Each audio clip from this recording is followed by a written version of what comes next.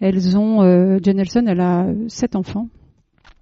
Donc elle a un terrain. Bon, maintenant elles ont 80 ans toutes les deux quand même. Mais alors elles sont sur le terrain, elles sont incroyables parce que la discipline positive, oui, ça c'est intéressant aussi de le savoir, passe toutes les cultures. On est aujourd'hui dans une expansion de la discipline positive absolument exceptionnelle, et notamment en Chine. On n'a quand même pas la culture, enfin l'éducation la même.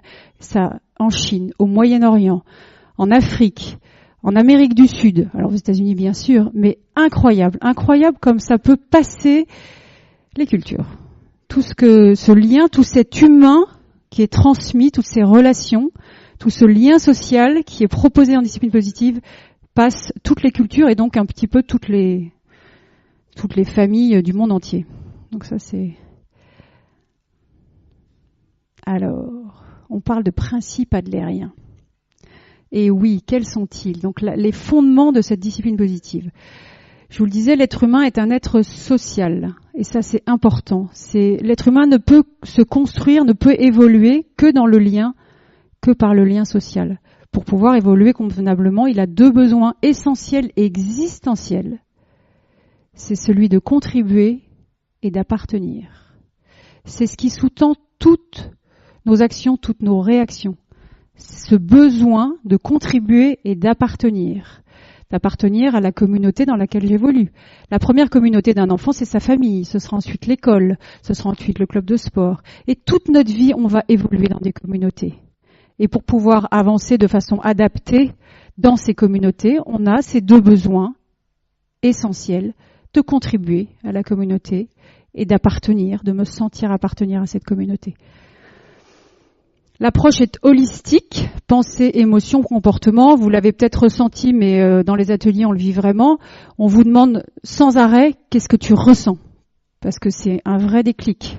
Qu'est-ce que tu ressens? Qu'est-ce que tu penses? Qu'est-ce que tu fais? C'est comme ça qu'on fonctionne, je vous en parlerai après.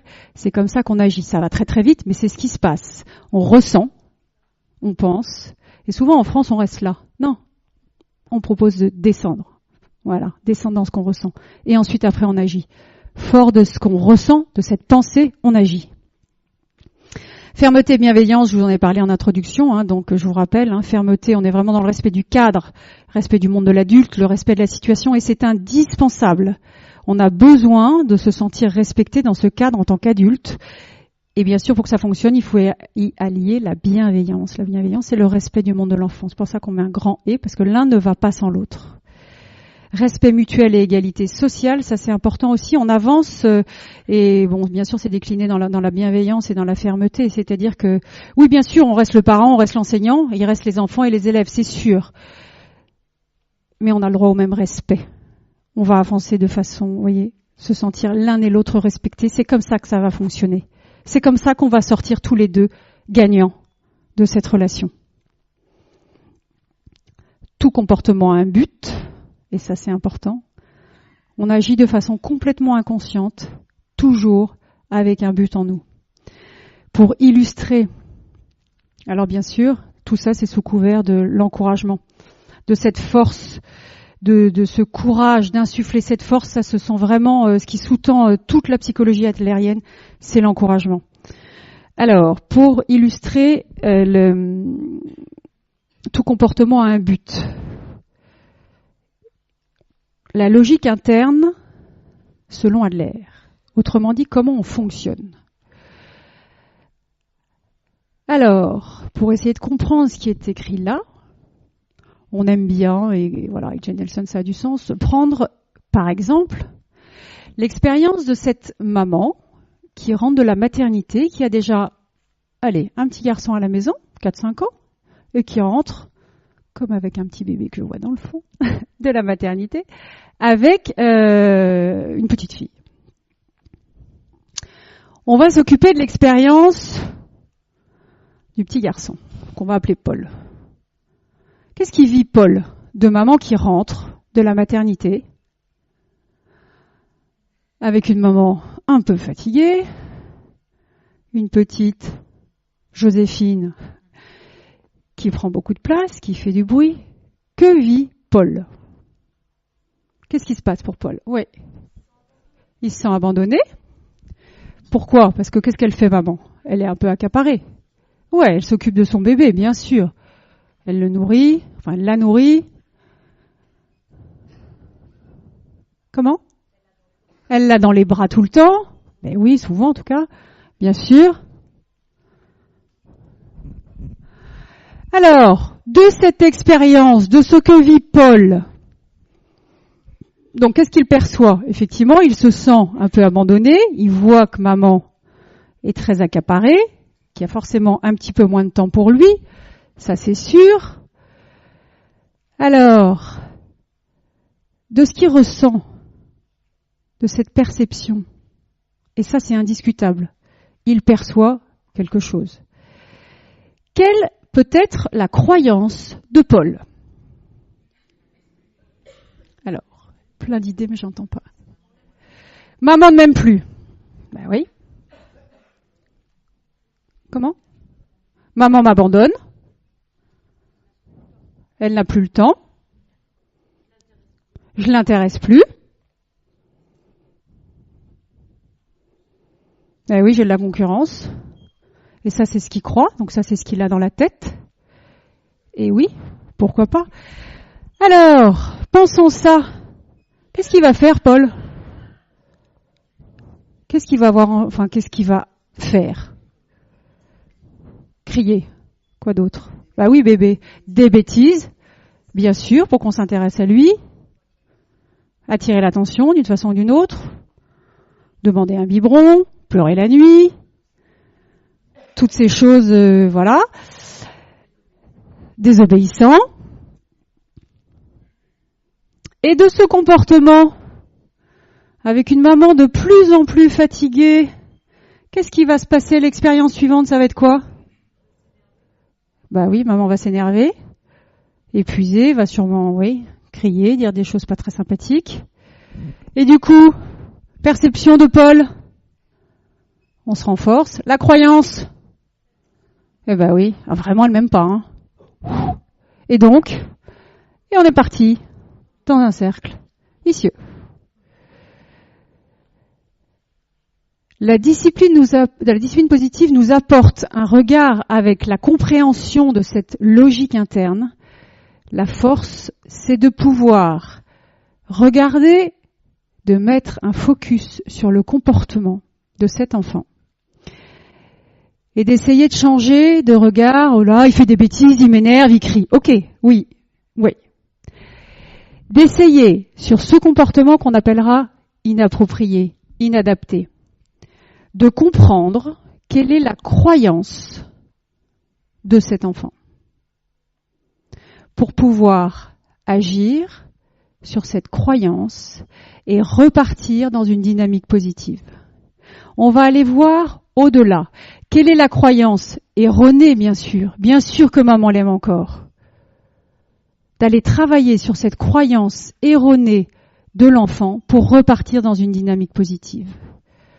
On a une merveilleuse grille de lecture qu'on appelle des comportements inadaptés, inappropriés, que Dreckers nous a construite, avec laquelle on vit, de nombreux psychologues travaillent avec, pour essayer de comprendre ce qui se joue chez certains enfants.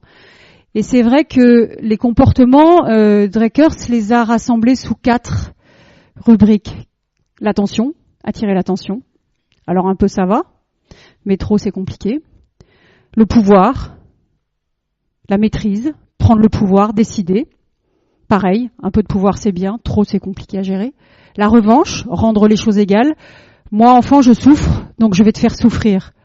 Maman, papa, enseignant. C'est pas forcément toi qui me fais souffrir, mais moi je vais te faire souffrir parce que moi je souffre. C'est ma stratégie. Et enfin le découragement, de baisser les bras, j'en peux plus quoi. Je ne fais plus. Donc, avec cette grille fantastique de lecture des comportements inappropriés que nous propose Dreckers, et d'ailleurs qui est dans le bouquin, on va comprendre ce qui se joue dans cette relation de maman avec cet enfant, de papa avec un enfant, comprendre ce qui se joue pour pouvoir agir sur la croyance et essayer de casser cette croyance erronée pour pouvoir avancer et sortir de cette dynamique. Voilà comment on avance. Tout simplement, pourquoi ça, cette logique, c'est tout simplement pour répondre aux 2 besoins essentiels, appartenir et contribuer. Et de temps en temps, c'est de façon inappropriée. pour certains enfants. Et c'est ce qu'on va essayer de travailler avec nos outils de discipline positive. Ouais, le message derrière cet enfant qui attire l'attention, n'en peut plus, qui veut toujours commander, qui veut toujours décider, qui alors se sent, qui est vraiment pas bien et qui nous fait souffrir, mais vraiment, non mais attends, elle me fait encore ça, c'est pas possible quoi, qui est en détresse, et l'autre qui est complètement découragé, qui a baissé les bras. Le seul message de cet enfant, c'est je veux appartenir, mais je sais pas comment faire. C'est ma stratégie du moment. Je suis pas équipée pour faire autre chose. Donc le regard qu'on va porter, c'est d'essayer de comprendre quelle est cette croyance pour pouvoir avancer dans une dynamique positive. C'est très puissant, c'est très fort. C'est ce qu'on trouve de fantastique. C'est pour ça qu'il y a beaucoup de psychologues qui travaillent avec nous aujourd'hui. Et en même temps, c'est complètement atteignable. C'est-à-dire que une fois qu'on a compris la démarche, une fois, on avance. Et surtout, il y a toujours une solution, en fait. C'est ça qui est fantastique, c'est toujours plein d'espoir. Il y a toujours une solution. Et tout ça, ça nous permet d'être dans l'encouragement, de pouvoir travailler, de pouvoir avancer. Alors, justement, pour que ce cycle adlérien soit vertueux, le cycle précédent qu'on a vu, il va falloir aider l'enfant à développer un certain nombre de compétences pour pouvoir évoluer de façon appropriée dans chaque communauté, dans chaque cercle dans lequel il évolue. Les compétences que propose Adler pour une vie scolaire et familiale efficace et significative, pour que ça ait vraiment du sens pour cet enfant, ce sont celles-ci. Alors, pour ne rien rater, quand on dit « je suis capable » dans ces compétences essentielles de l'enfant, ça veut dire que j'ai une solide perception de mes capacités et je peux réagir aux contraintes de la vie quotidienne avec responsabilité et adaptabilité. Et là, on est tout simplement dans la confiance en soi. Alors ça, c'est un chemin, on est bien d'accord. Mais voilà l'objectif. Quand la compétence, je contribue de façon significative et on a réellement besoin de moi. Autrement dit, je mesure mon importance dans ma relation avec mes proches, donc j'existe et j'appartiens. Et donc je contribue. J'ai une influence sur ce qui m'arrive et je sais me contrôler. Et ça c'est important. Je peux reconnaître et comprendre mes émotions et je sais les maîtriser. Et enfin, je sais vivre avec les autres et je sais évaluer les situations. Je peux vivre, communiquer, coopérer avec empathie et écoute. Un vrai chemin de vie. On parle de l'enfant, on pourrait parler de l'être humain. Je sais pas ce que vous en pensez, mais un vrai chemin de vie. Mais c'est avec en tout cas le développement de ces compétences essentielles pour l'enfant qu'on va pouvoir lui proposer d'avancer avec une logique interne appropriée. Un tout petit focus sur justement pouvoir développer ce sentiment d'être capable, par exemple. Et ça, c'est important. Ne faites pas, Dreckers nous dit, ne faites pas pour un enfant ce qu'il est capable de faire tout seul. Vous lui enlevez des opportunités d'apprentissage. Surtout, on laisse faire. On le laisse faire. Mais on le laisse faire, ça ne veut pas dire débrouille-toi. Non. Les étapes de l'apprentissage, et elles sont en dessous. Je montre à mon enfant. Je fais avec l'aide de mon enfant. J'aide mon enfant à faire, c'est lui qui est moteur. Je regarde mon enfant faire et je l'encourage. Voilà les étapes que propose, vous voyez, petit à petit, on avance doucement et on est dans l'encouragement. À chaque étape, on est dans l'encouragement. On fait avec, jusqu'à ce qu'il puisse faire tout seul. D'accord ? Oh. Ça, c'est merveilleux. Alors, les 3 piliers d'un cadre ferme et bienveillant. Pour être dans l'encouragement, pour être dans pouvoir proposer à nos enfants, à nos élèves, de pouvoir évoluer de façon appropriée dans leur communauté, que ce soit la famille ou l'école ou autre, on a en discipline positive, on propose un cadre ferme et bienveillant avec 3 piliers. Le premier de ces piliers, ce sont les lignes de conduite. Les lignes de conduite en discipline positive, c'est comment on va fonctionner. C'est-à-dire dans notre famille, de quoi on a besoin pour que ça se passe bien. On va se poser bien sûr dans un moment calme et détendu. Non, c'est pas, voilà, il faut que ce soit quand même un bon moment. Et de prendre le temps d'échanger entre soi, entre nous, De quoi on a besoin dans notre famille pour que ça se passe bien? Pour être bien, pour être heureux d'être à la maison, pour que tout le monde se sente respecté. Et on se pose et on peut se faire une petite liste. Et ce sera nos lignes de conduite dans la famille. Ça prend du temps, ça se fait pas forcément en une fois. On peut revenir dessus, on peut les travailler. Ah oui, s'écouter. On pourrait dire s'écouter. Mais s'écouter, ça veut dire quoi? Et de rentrer comme ça avec ses enfants, de pouvoir échanger. S'écouter, ça veut dire quoi? Pour l'un, pour l'autre, de partager. Et là, on est tout simplement dans le développement de ces compétences de vie qu'on souhaite transmettre à nos enfants. De pouvoir en parler. Comment on fait? On peut avoir des lignes de conduite ponctuelles. On part chez grand-mère, c'est toujours compliqué, on passe une semaine. Comment on fait pour que ça se passe bien? De quoi on a besoin? Vous les enfants, nous les parents, de quoi on a besoin? On a un long voyage à faire en voiture, c'est toujours l'horreur.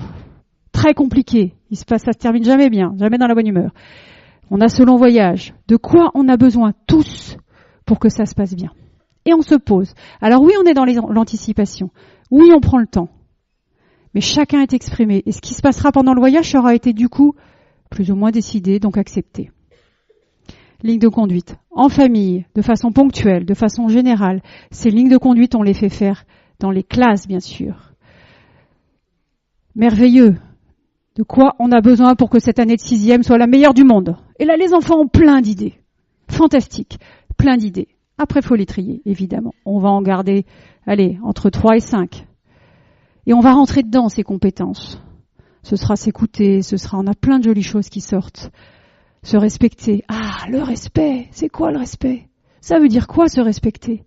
Et là, on prend le temps de rentrer dans le développement de ces compétences de vie. On dit quoi? On fait quoi quand on se respecte? Qu'est-ce qu'on dit? Qu'est-ce qu'on fait? Et on prend le temps de rentrer. Tout simplement dans l'acquisition de ces compétences.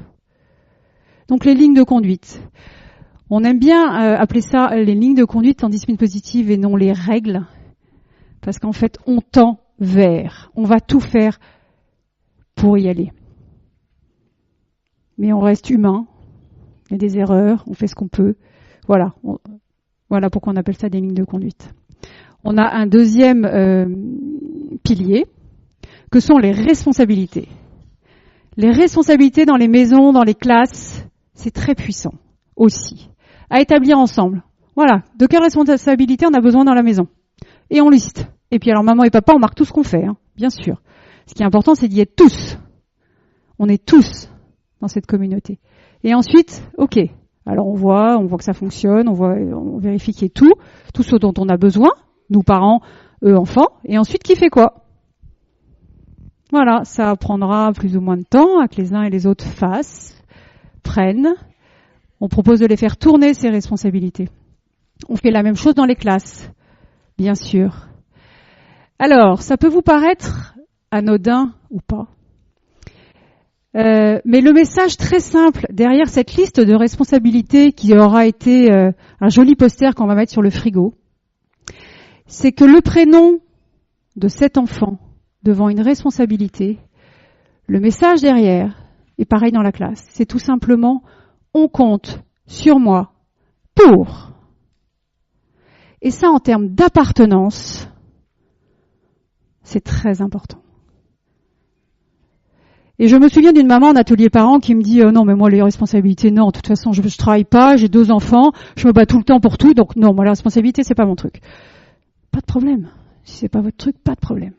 Et on avance, donc on a des séries de 7 ateliers, et elle revient vers nous 2-3 ateliers plus tard en nous disant vous savez, en fait, j'ai bien réfléchi, les responsabilités, je les ai proposées à mes garçons.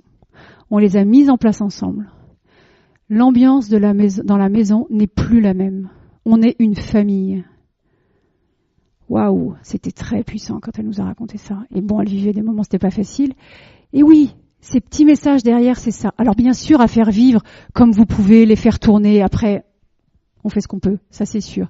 Mais ce qui est important, c'est le message derrière, de ce que ça représente. Les lignes de conduite, je vous l'ai pas dit, mais c'est pareil, vous faites un joli poster. Parce que ce que je vous ai pas dit, c'est qu'en DP, en discipline positive, on refait la déco dans la maison. Il y a des posters partout. Il y a des jolies choses partout, c'est merveilleux. Donc les lignes de conduite, et puis vous pouvez demander à un enfant très créatif de vous faire un joli dessin, un joli poster, c'est super. Pareil pour les responsabilités.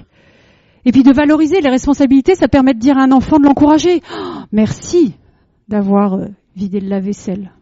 Vous voyez, on est dans l'encouragement, de valider tout ce qui va. Ben oui, ça fait du bien. Les rituels, les routines, alors ça c'est très précieux ça. Et puis vous allez voir à n'importe quel âge. Dans les départs du matin, la matinée avec des enfants, où on se prend la tête, où on crie 25 fois de faire la même chose, on n'en peut plus, on est déjà épuisé avant de partir. Eh ben oui. Le soir pareil, le retour, le goûter, autre, l'horreur. Avant le dîner, l'horreur. Après le dîner, l'horreur. Pour l'ado quand il rentre, l'horreur. Je crie, je dis, mais bon sang. Ben oui, non. Alors là, on se pose. Quel que soit l'âge, on se pose et vous verrez qu'on adapte. Du réveil au départ à l'école. Qu'est-ce qu'on a à faire? Et puis on détaille avec les plus petits. On fait des dessins, on prend des photos, on écrit, on met dans l'ordre qui vous convient ou qui leur convient. Et on établit la routine. Est-ce que tu es OK avec cette routine? On la construit ensemble et ça c'est important. On la construit ensemble. Est-ce que tu es OK avec cette routine? Ça permet le matin ou le soir quand on rentre. T'en es où dans ta routine? Au lieu d'aller hurler, t'as pas mis tes chaussures? Hey, la dynamique est pas la même, hein. Et même chose, l'étape qui a été bien respectée. Ben super, t'as mis tes chaussures, c'est quoi l'étape d'après? Et on avance et on est dans l'encouragement, très précieux. Avec les ados, pareil. Et je sais pas si vous avez vu leur petit reportage de, je crois que c'était France 2, qui a été fait dans une famille qui avait mis les outils de discipline positive en place. Et notamment cet enfant qui devait avoir une douzaine d'années, 12, 14. La journaliste voit au-dessus de son bureau et il avait des petites choses comme ça, plastifiées comme ça, avec des tas de choses à faire. Et puis un petit scratch, et il posait. Il y avait 6 ou 7 actions. Ça devait être goûter, jouer, travailler, douche, dîner, enfin des petites choses comme ça. Et puis la journaliste vient le voir et lui dit « Attends, tout ça? Tu fais tout ça tous les soirs ?» Et l'enfant de répondre « Ben oui, c'est moi qui l'ai décidé. » Eh ouais. La routine avait été établie avec ses parents, avec sa maman, avait été... Alors, la petite chose qu'il avait, le petit pouvoir qu'il avait dans sa routine, c'est qu'il y avait des scratchs. Donc, il pouvait éventuellement jouer avant le dîner, jouer après le dîner, je ne sais pas. Il avait cette petite liberté-là. Dans le cadre. Dans le cadre. Les enfants adorent. Mais on est dans le cadre. Vous voyez, fermeté, bienveillance. On respecte son rythme, mais dans le cadre. Avec une exigence. À 20h, on est à table. L'exigence dont on a besoin, nous parents. Mais voilà, de permettre ces petites choses. Donc ça marche. Enfin, c'est un bel outil qui permet, je vous dis, de moins crier, de moins s'énerver, de pouvoir encourager à des moments où on l'imagine même pas. Le matin quand on est dans la furie du départ ou le soir quand il rentre. Les routines de revenir à la maison. Qu'est-ce qu'on fait quand on rentre? On établit ça ensemble. En plus, c'est des merveilleux moments de partage en famille. Merveilleux moments. Alors, ça vous parle? Les lignes de conduite, les responsabilités, les routines, les rituels. De jolies choses pour mettre son cadre en place de façon ferme et bienveillante en famille. Et vous y mettrez ce dont vous avez besoin, selon votre famille. C'est ça qui est important, c'est que vous allez pouvoir bien sûr vous approprier ça.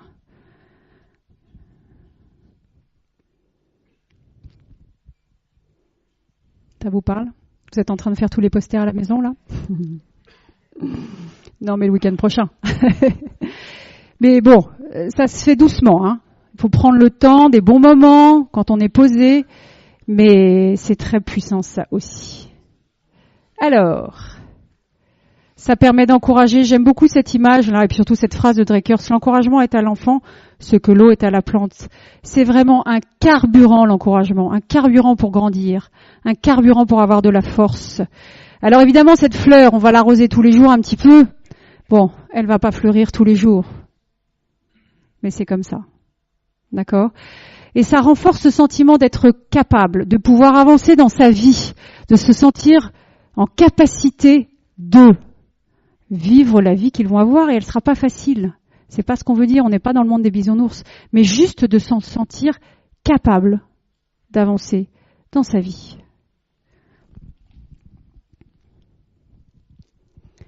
Alors, D'où nous vient cette idée un peu folle qu'il faut d'abord qu'un enfant se sente moins bien avant de faire mieux?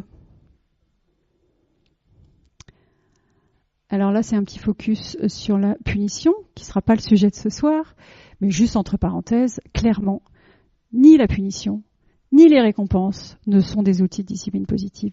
Ça, je vous le dis tout de go. La punition telle qu'on l'entend, en tout cas dans le faire payer, on n'est pas dans le faire payer, on est vraiment dans la recherche de solutions en discipline positive. Mais ça, on pourra en faire une séance. Le message très important aussi sur cette page, les enfants font mieux lorsqu'ils se sentent mieux. Pour bien faire, on a besoin de se sentir bien. On est tous pareils. D'accord ? Alors, parce que c'est bien beau tout ce que je vous dis là, tout ce dont je vous parle.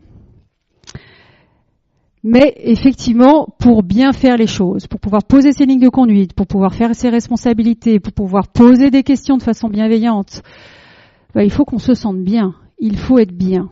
Et on reste humain. Avec nos bons moments et nos mauvais moments.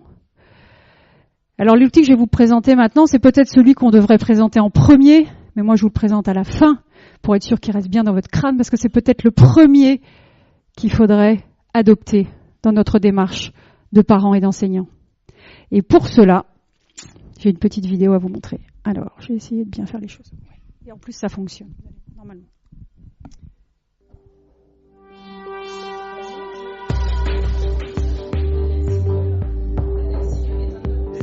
Bonjour, je vais vous faire la démonstration du cerveau de Daniel Siegel.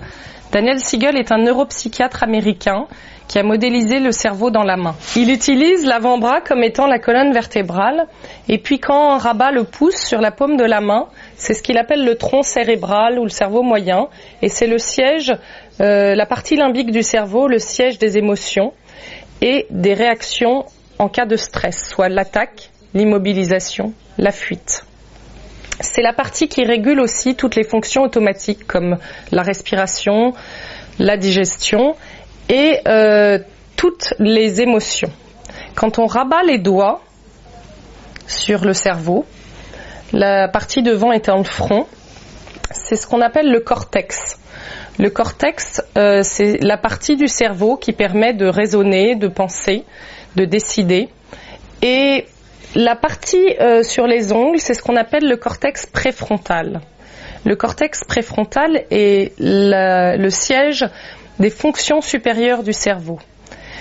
Le cortex préfrontal permet la régulation des émotions, permet la moralité, la prise de décision, l'organisation, la logique. C'est vraiment toutes les parties qui sont très importante au niveau de l'intelligence du cerveau et de la prise de décision. Lorsqu'on est en colère, ce qui se passe dans le cerveau, c'est ça. On est déconnecté de notre capacité à s'organiser, de notre capacité à être logique, de notre moralité, de notre empathie, de notre flexibilité, et on est en prise directe à notre stress, à notre réaction en cas de stress, soit l'attaque, la fuite, l'immobilisation. Physiologiquement dans le cerveau, on est donc incapable de raisonner, on est incapable d'être logique, on est incapable de prendre des décisions. Donc ce qu'on propose en discipline positive, c'est de prendre un temps pour se recentrer. Juste le temps que le cerveau puisse avoir accès de nouveau à toutes ces fonctions supérieures du cerveau, soit l'organisation, la moralité, l'empathie, la prise de décision, la logique et la capacité à trouver des solutions. Il existe un phénomène qui s'appelle les neurones miroirs. Les neurones miroirs, c'est ce qui fait que quand on ouvre la bouche, qu'on donne à manger à un bébé, le bébé ouvre la bouche. Quand on bâille, la personne en face de nous bâille. C'est situé à cet endroit-là dans le cerveau. Et ces neurones miroirs font que lorsqu'on est en colère, qu'on est en réaction de stress, la personne en face de nous, en 10 secondes, est dans le même état. J'arrive le soir à la maison et mon fils laisse traîner ses chaussures. Si j'ai une journée moindrement fatigante, chargée de stress et d'émotions, il y a toutes les chances qu'en 10 secondes, je sois comme ça. Je commence à crier, à lui dire « Comment t'as pas rangé tes chaussures ? J'ai failli me casser la figure !» Et en 10 secondes, lui est comme ça, et là, c'est l'escalade. Ça monte, ça monte, ça monte. Ce qu'on propose en discipline positive, c'est un temps pour se recentrer. Ce temps, on l'appelle le temps de pause. Donc c'est de prendre un moment pour avoir de nouveau accès à notre capacité à raisonner, à notre logique, à notre empathie, à notre moralité, à notre capacité à prendre des décisions. Enfin, pour les adolescents, il a été démontré scientifiquement que les connexions neuronales ne sont pas terminées. L'adolescent est donc comme ça. Il est beaucoup plus facilement en prise directe à ses émotions et à ses réactions en cas de stress, soit l'attaque, la fuite, l'immobilisation, et que beaucoup plus facilement il se déconnecte et beaucoup plus facilement il perd donc son empathie, sa moralité, son raisonnement, sa logique, ce qui peut expliquer parfois certaines prises de risques. Le cerveau de l'adolescent et ses connexions se terminent à 25 ans. Ça, c'était avant qu'on nous dise hier, je crois aux infos, ils ont parlé de 24 ans. Non, nous, on était plutôt à 25 ans. Et oui. Temps de pause. Temps de pause, un merveilleux outil, vous avez compris, à mettre en place avant tous les autres. C'est-à-dire que pour être en capacité de poser une question, d'être en empathie avec son enfant, il va falloir être connecté dans notre cerveau.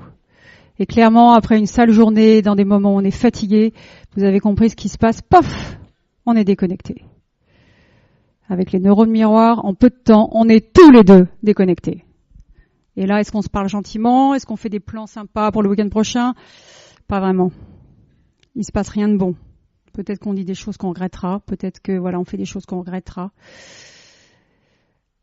Alors là, oui, c'est de prendre le temps, ce temps de pause. Et ce temps de pause n'est en rien laxiste. Le but, c'est d'être capable de gérer la situation après. Et ça, c'est très important. De trouver ces ressources. Qu'est-ce que vous imaginez comme temps de pause pour vous? Qu'est-ce qui vous aide à redescendre quand vous êtes parti dans les tours? Qu'est-ce qui vous aide à redescendre? Ça, c'est déjà la première étape du temps de pause. Identifier ce qui nous aide à redescendre. Ça peut être quoi? Un thé. Respiration. Marcher. Une musique douce. Un point d'ancrage. La méditation, du chocolat. Eh oui. Comment? Ouais. Non, mais vous verrez, avec une sieste, quand on peut.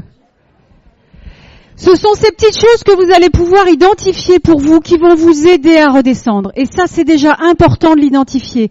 Qu'est-ce qui m'aide à redescendre? À me reconnecter à la capacité à gérer mes émotions et donc la situation. Première étape. Ce sera des petites choses, comme vous l'avez dit, de changer de place, de respiration. Pour pouvoir mettre de façon posée ce temps de pause dans la famille, je vous propose déjà de le partager en famille. Cette vidéo, vous la retrouvez sur YouTube. Il y en a aussi des plus imagées pour les plus jeunes enfants, avec le livre de Daniel Siegel, des petites vidéos très imagées. Déjà de partager qu'il y a des moments où on ne peut pas gérer et que c'est physiologique. C'est très apaisant quand même. On n'est pas nul, on n'est pas... Non, on peut pas. Il y a un moment, on peut pas. Ça déborde, ça déborde, ça déborde. On pète les plombs sautent. De savoir que dans ces cas-là, on n'est pas capable de bien réagir. Ça, c'est important aussi. De se laisser le temps de redescendre et de se reconnecter pour pouvoir gérer la situation. Donc déjà, pouvoir soit identifier ces choses qui nous font du bien, pouvoir mettre en place pour nous notre temps de pause, de le partager avec ses enfants.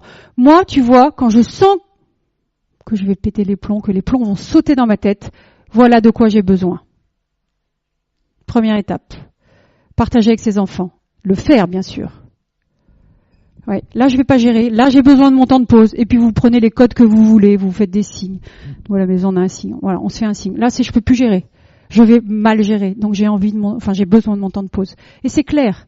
Les jeunes enfants, quelquefois, ils ont un peu de mal parce qu'ils voient maman peut-être se retourner, aller dans sa chambre ou autre. Jen Nelson, elle allait dans sa salle de bain. Et puis, ses enfants mettaient la main dessous. Donc, forcément, au début, ils comprennent pas très bien. Mais une fois qu'ils ont bien identifié que le but, c'est que maman aille mieux ou que papa aille mieux pour pouvoir gérer la situation derrière, c'est très clair. Ça permettra ensuite de proposer aux enfants, et toi, quand tu sens que tu vas exploser, qu'est-ce qui t'aide à redescendre? Maîtrise de soi. Compétence de vie essentielle. Et difficile à acquérir quand même. Eh oui, toute une vie ça. Hein. Ouais. Mais déjà on la travaille comme ça. Qu'est-ce qui t'aiderait quand tu sens dans ces moments-là? Identifier. Et de voir son enfant. Peut-être que là tu aurais besoin de ce que tu as dit, de prendre un verre d'eau, d'aller sur ton lit, de prendre ton doudou. Peut-être que là ce serait le moment. Alors je me souviens d'une maman en atelier qui me dit non mais moi les temps de pause, moi les enfants ils le font, hein. Je leur dis va dans ta chambre te calmer. Alors madame, oui on va tout reprendre du début. Non, vous avez compris que c'est pas tout à fait ça quand même. Même si le temps de pause pour l'enfant c'est d'aller dans sa chambre, mais c'est pas comme ça qu'il y sera allé. Vous avez compris. Hein, ça aura été identifié par lui comme quoi c'est ça. Et peut-être que là c'est le moment de temps de pause, merveilleux temps de pause. Une belle, vous voyez, alors on est avec les enfants, c'est pareil pour le mari, hein, quand vous voyez le mari comme ça, ou votre femme comme ça, vous n'y allez pas, vous allez perdre toute votre énergie, il va rien se passer de bon. Avec les collègues, c'est pareil, vous faites demi-tour et vous attendez ça, parce que c'est pareil, vous allez perdre plein d'énergie. Vous vous laissez le temps, voilà, que les choses soient... Parce que comme vous avez vu avec ces neuromiroirs, la probabilité c'est que ça monte en escalade. Donc que soit on prenne la même chose, c'est ce qui se passe aussi avec nos enfants. Quand nos enfants sont comme ça, nous, très vite ça démarre. Hein. Alors, temps de pause c'est très bien. J'imagine que maintenant, avec cet outil-là, vous n'allez plus jamais crier, jamais rien dire. Et non, peut-être pas. Évidemment, on reste humain. Et de temps en temps, voilà, la marmite, elle va exploser et ça devient difficile. Alors... La bonne idée et la bonne nouvelle, c'est qu'en discipline positive, on a toujours un moyen de réparer. Alors peut-être que vous allez crier moins fort, peut-être que vous allez moins crier, mais il y a toujours une fois où ça va déborder parce que là vraiment vous n'en pouvez plus et que voilà, vos ressources font, votre vase énergétique fait que vous allez quand même crier, peut-être, dire des choses, faire des choses que vous n'aviez pas envie de faire. Clairement ne pas être le parent que vous avez envie d'être, mais là c'est plus fort que vous ne pouvez plus parce que vous êtes déconnecté. D'accord, à la capacité à gérer. La bonne nouvelle, c'est qu'on a ces fameux 3 R de la réparation. Autrement dit, et le premier est pas le plus facile, la responsabilité. Ah oui, je reconnais. C'est-à-dire que ouais, ce qui vient de se passer, clairement, j'ai pas pu faire autrement. J'étais tellement énervée, je t'ai crié dessus. J'en suis désolée. La réconciliation, je suis désolée d'avoir crié. Et enfin, la résolution, 3e R. Mais maintenant, ce qui s'est passé et la situation dans laquelle j'ai trouvé la maison en rentrant est absolument inadmissible. Il va falloir qu'on trouve une solution pour que ça ne se reproduise pas. On est en recherche de solutions. On est dans la connexion, dans la bienveillance avec les 2 premiers R, dans la reconnaissance. Et déjà, ça, c'est merveilleux aussi de montrer, ben oui, maman de temps en temps, papa de temps en temps, il fait des erreurs. Il maîtrise pas. C'est très apaisant aussi. Parce que le modèle du parent parfait, c'est lourd pour les enfants. C'est lourd pour nous, c'est lourd pour les enfants. John Nelson nous dit, ayez le courage d'être imparfait. Et oui, on reste humain. Donc là, oui, clairement, j'ai crié. Clairement, j'ai dit des choses que je regrette. J'en suis désolée. J'ai pas pu faire autrement à ce moment-là. Et ça, c'est important. Et là, on est dans la fermeté avec le 3e R. Mais maintenant, ce qui s'est passé, il faut pas que ça se reproduise. Donc, on va trouver une solution. On va chercher ensemble comment on fait la prochaine fois.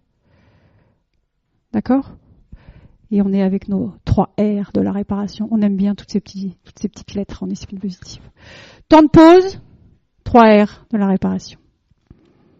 Vous avez tout dans le bouquin si ça vous intéresse, c'est un peu sur le site. Un tout petit focus sur les ados avant de se séparer, parce que voilà, c'est quand même une phase pas facile. Un lien à tenter de conserver, en tout cas à faire le mieux possible. Alors on aime bien cette vision en discipline positive, pilote ou copilote de leur vie. On vous propose, pour rester en lien, pour être en lien avec son ado, d'être à l'écoute de façon sincère. Se donner et lui donner le droit à erreur. Ça c'est vraiment important, hein, ce courage d'être imparfait. Fondamental dans cette démarche. Être du côté de son ado avec ce message d'amour inconditionnel, c'est-à-dire que là on est dans cette, vous vous souvenez de cette lutte de pouvoir. Non, on va être tous les deux gagnants dans ce qui se passe entre nous, et ça c'est important. Remplacer la critique et l'humiliation par l'encouragement, c'est tentant, c'est facile, mais qu'est-ce que ça fait comme mal et comme dégâts? Impliquer l'adolescent dans la recherche de solutions, plus il sera acteur, plus il aura envie de suivre ce qui a été décidé.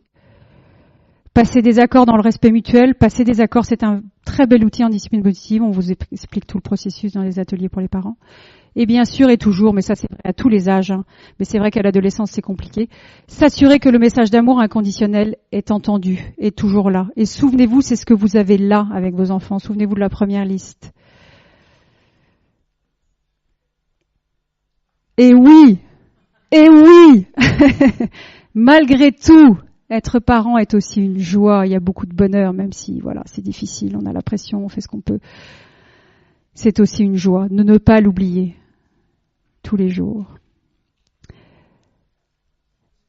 Un petit récapitulatif des outils qu'on a balayés ce soir. Le temps de pause, les 3 heures de la réparation, responsabilité, réconcilier, résoudre, être modèle des compétences que l'on veut transmettre, être dans la question plutôt que dans l'ordre, dans le dire, les questions de curiosité, la recherche de solutions, toujours, on avance, on va trouver une solution tous les deux, on va avancer ensemble, exprimer sa confiance, comprendre les attentes et les besoins de l'enfant, la bienveillance, établir les limites indispensables, connecter avant de corriger, passer des accords plutôt que des règles, écouter sans jugement et sans résoudre, impliquer l'enfant dans un esprit de coopération, communication respectueuse et se mettre dans une relation gagnant-gagnant.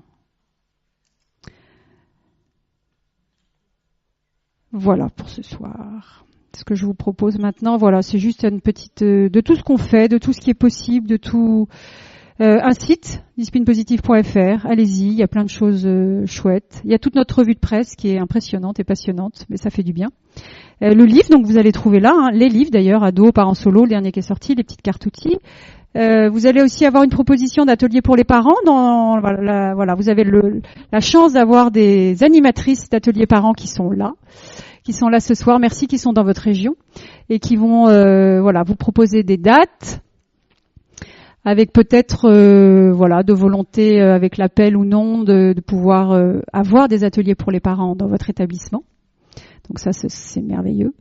Parentalité dans les entreprises aussi, bien sûr, des formations pour animer des ateliers. Voilà, à Lille, on revient en mars, et pour les enseignants, tout plein de choses, mes coordonnées si besoin.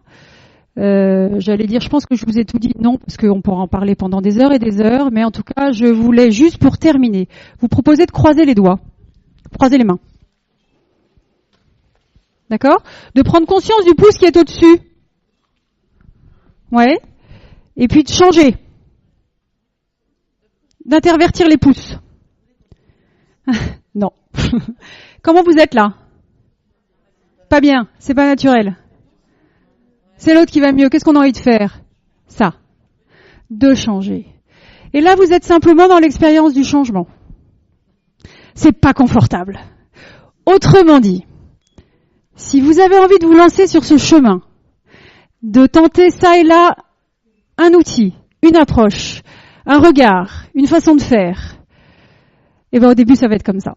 C'est-à-dire que ça va pas être confortable du tout, mais que c'est normal. Et que pour que ce soit bien confortable, ça va prendre du temps. Et que c'est normal. C'est juste le temps de l'apprentissage. Donc gardez confiance, si c'est vraiment ce que vous avez envie de faire, c'est ce qui vous anime, c'est ce qui vous parle, ne lâchez pas, allez-y, faites-le. Et prenez ce beau chemin de la discipline positive. En tout cas, un immense merci pour votre participation, pour votre présence ce soir. J'ai été très heureuse d'être là. Merci beaucoup.